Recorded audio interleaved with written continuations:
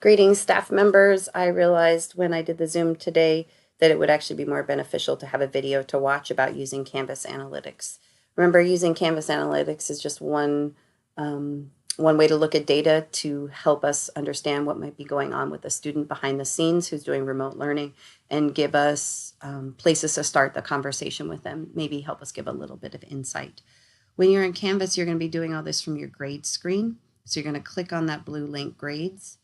Once you're in grades, you're going to go to an individual student. Their information will pop up. This first screen is actually a great start to your looking at data. You have their basic grades, but then in a quick view, you can see very simply what's going on with their assignments and their submissions. That right away can help you understand a little more about your students. And each one of these is a link that you can click on, taking you to the actual assignment, and hovering over it will give you a black box. You'll also notice here there is an average kind of compilation telling you about that student's participation relative to the class and their number of page views, meaning clicked on different pages relative to the class. From this screen, we're going to click on Analytics.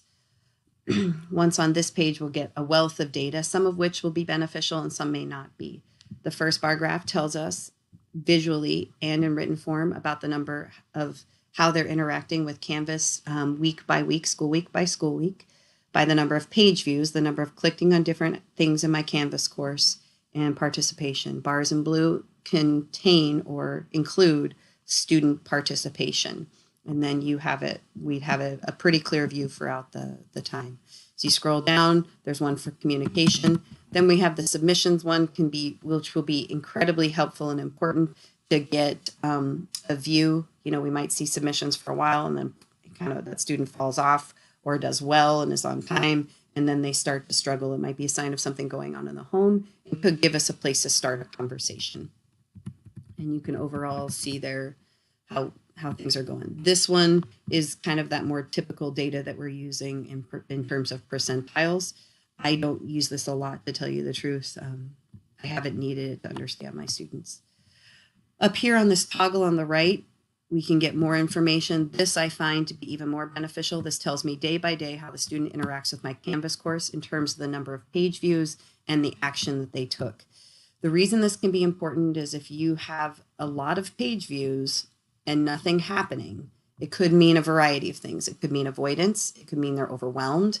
It could mean they're just trying to look busy, all sorts of things. But it could be the beginning or a start to a conversation, or you see a student like decrease in actions taken and then all of a sudden is doing nothing but clicking around. They just might not know what to do and they need help. And that would be a way to flag them, to contact them, and to move on.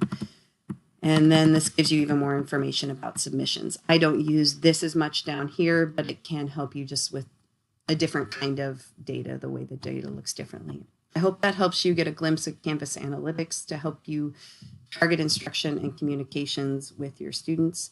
I will also plan on doing another video to help you guys with communicating using the gradebook.